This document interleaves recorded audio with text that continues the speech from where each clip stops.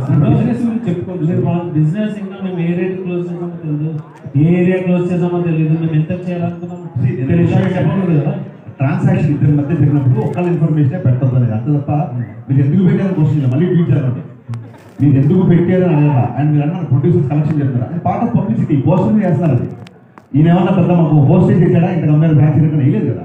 So ఇద్దరి మధ్య transaction జరిగినప్పుడు ఒకళ్ళ మాటని ఎందుకు గట్టి పట్టుకుంటారో అంత అక్కడ రైజ్ లీక్ చేసింది కాదు మ్యాటర్. హరీష్ గారు సార్ హలో హరీష్ గారు, లాస్ట్ 2 weeks దాకా ఒక క్యాప్షన్ వాడారు మీరు, నాకు వస్తున్నాహో అని చెప్పి క్యాప్షన్ మార్చారు.